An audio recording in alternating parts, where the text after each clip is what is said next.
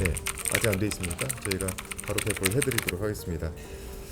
어제 유동규 김만배 이른바 이 대장동 일당들에 대한 1심 판결이 있었죠. 1심 판결에 대해서 이 법원이 명확히 이재명 시장 몰랐다라고 판결을 했습니다. 이 부분에 대해서 저희가 기자회견을 드렸고요. 어제 판결에 대해서 국민의힘 측에서는 정치 공세를 시작을 했는데 이 정치 공세에 대해서 저희는 당당히 말씀드릴 수 있는 것은 이 부분을 명확히 밝히고 간다면 분명하게 이 검찰들의 무리한 기소가 결국 여기까지 이르렀다는 것을 증명할 수밖에 없습니다.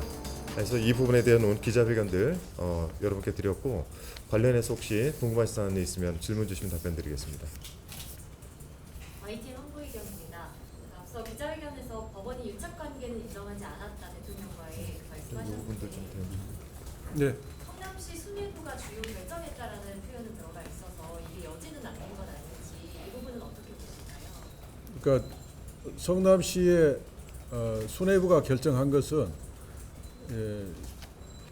제가 기자회견문에도 썼습니다마는 5개 민간 사업자들의 희망사항이 있었습니다. 핵심 희망사항입니다.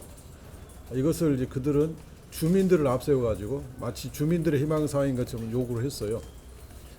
이 요구사항에 대해서 이재명 시장은 전부 거절했습니다. 이게 이제 수뇌부 결정인데 굉장히 중요한 부분입니다. 요걸 이 5대 희망사항을 다 거절했다는 것은 이재명 시장이 이 대장동 일당과 결탁이 되어 있지 않다는 명백한 증거입니다.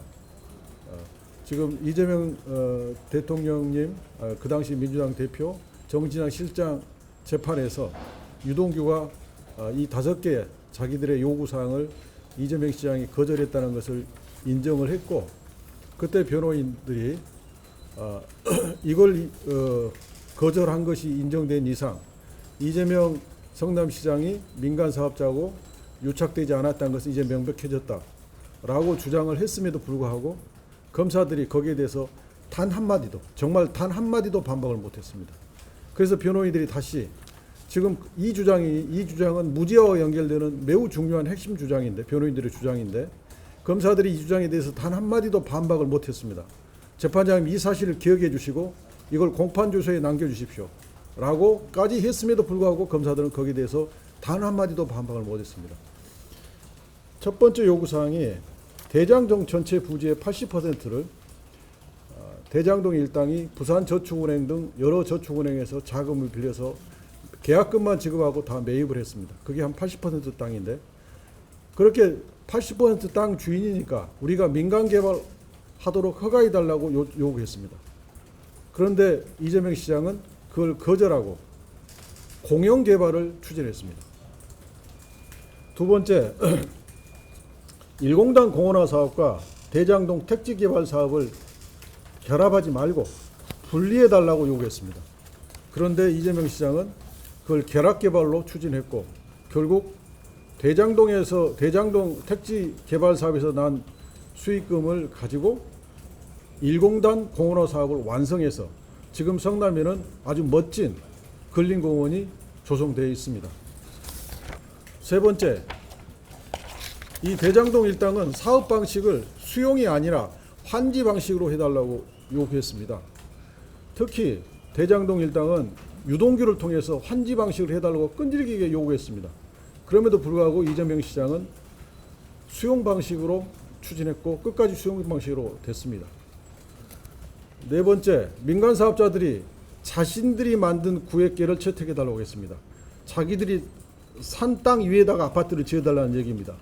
그런데 성남시장 이재명 시장은 원래 LH가 그랬던 구역계, 성남시가 채택한 구역계를 채택했고 이들의 요구를 거절했습니다. 다섯 번째, 마지막 단계로 민관 합동 개발을 할 수밖에 없는 상황이 됐습니다. 왜냐하면 성남시가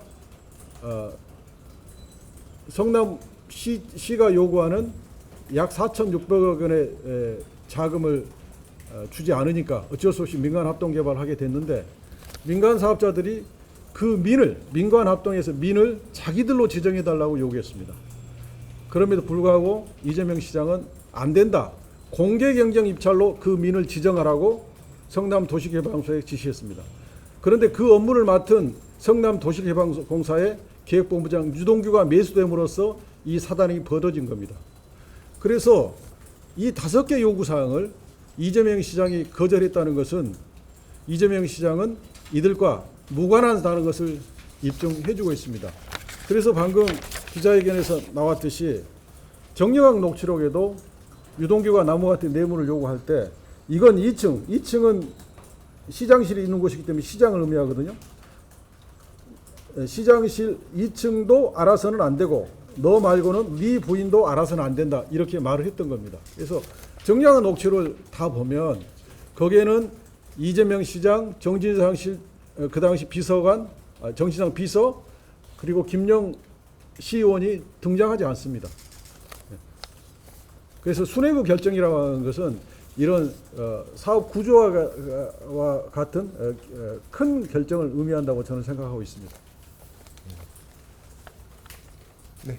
KBS 최유경입니다. 그 재판부에서 헌법상 배임죄 폐지의 부작용이 뭐 우려된다 이런 얘기를 어제 했다고 보고 이 부분에 대해서 어떻게 판단하시는지 재판부에서 그런 언급을 한 것은 어떤 의도로 이제 판결문을 전체를 다 구해서 굉장히 많은 분량이기 때문에 일 것으로 보이기 때문에 잘 분석을 해봐야 되는데 언론이나 이렇게 나오는 기사를 보면 그런 재판부가 언급을 한 것으로 돼 있더라고요. 근데 그 의도가 뭔지는 정확하게 뭐 알 수는 없습니다만은 이 피고인들에게 8년 등 중형을 선고를 하기 때문에 그럼 지금 배임죄 폐지가 논의되고 있는 상황에서 중형을 선고하는 것에 대해서 설명한 취지가 아닐까 저는 그렇게 이해하고 있습니다. 이 부분은 추가로 질문드리면 국민의힘에서는 이 부분을 또 언급하면서 민주당에서 헌법상 배임죄 폐지를 추진하는 게또 이제 죄를 없애기 위해서 개정을 하겠다는 거 아니냐 이런 주장을 하고 있는데 여기에 대해서는 어떻게 배임죄 폐지 부분은 오래 전부터 이 구속 요건이 워낙 불명확하고 어떤 경우에는 죄가 되고 어떤 경우는 죄가 되지 않는지 그런 부분이 판례상으로도 매우 어렵기 때문에 이 형사 전문 변호사들도 이게 죄가 되는지 죄가 되지 않은지 매우 헷갈리는 수준이고 기업의 투자를 매우 위축시키기 때문에 경제계에서는 또 형사법 학자들이라든지 형사 전문 변호사들 또는 심지어 법조 내에서도 현직 법조 내에서도 배임죄는 폐지해야 된다는 주장이 계속 있어 왔습니다. 그런 일환으로 해석해 주시면 좋겠습니다. 네. 이 두 개를 한꺼번에 묶어서 생각하지 마시고요. 이 배임죄 폐지와 관련된 내부의 논의와 이번 재판 판결과 관련해서 이제 국민의힘 측에서 자꾸 엮어서 이걸 이재명 대통령에게 연결을 하려고 좀 노력을 하는 그 과정인 것 같습니다. 그래서 이 두 부분들은 제가 볼 땐 좀 세심하게 나눠서 좀 판단해 보실 문제라고 생각을 합니다. 혹시 다른 질문 있으신가요?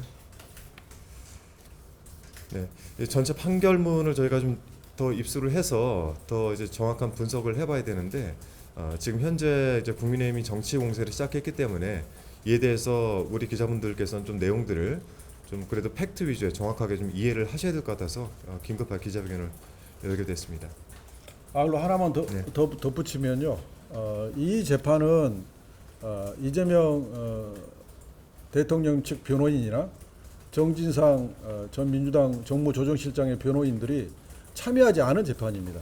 이건 무슨 말이냐면 정진상 실장님이나 이재명 대통령님의 변호인들이 이들에 대해서 반대 신문을 하거나 이들의 주장에 대해서 탄핵을 전혀 하지 않은 상태의 재판 결과라는 겁니다. 나중에 이제 판결문을 제가 봐야 알겠지만 재판의 성격이 그렇다는 것을 추가로 좀 보충적으로 설명드립니다. 네, 아까 손 드신 것 같은데. 네. 관련돼서 궁금한데요. 아까 박수현 수석님이 페이스북에 올려주신 게 재판 중지법도 같이 언급을 해주셨거든요. 이 재판 결과 언급하셨어요. 그래요? 그건 제가 보질 못해서. 예. 네네. 그래서 최선님께 계시니까 그 재판 중지법을 추진하는 그 계획도 같이 여쭤보고 싶어가지고. 그 부분은 일단 뭐 그 원내 상황이긴 한데 제가 박수현 대변인의 내용을 정확히 보질 못해가지고 그건 별도로 나중에 저한테 질의를 주시면은 제가 내일이든 언제든 답변 다시 드리겠습니다. 네. 최고의 점 중에요. 특위 차원에서 연내 어떻게 움직이실지 건강 계획. 저희가 특위에서 지속적으로 정치 검찰들의 무리한 기소들로 인해서 피해를 입은 사람들, 이분들에 대한 내부적인 조사, 그리고 이들의 그 조작 기소에 대해서 저희가 필요에 따라서는 당시 검사들에 대한 그 법무부에 대한 뭐죠? 감찰 요구도 저희가 지속적으로 해왔고, 뭐 이화영 부지사 등 그 피해자들에 대한 면회를 통해서 이분들의 입장들도 좀 들어가면서 좀 상황들을 살피고 있습니다. 제일 중요한 거는 정치 검찰들의 무리한 기소가 국민들께서 알 수 있는 정도 수준으로 저희가 좀 설명을 드리기 위해서 이 활동을 하고 있다는 말씀드리고요. 뭐 연내까지도 계속해서 그런 활동들을 이어갈 생각입니다.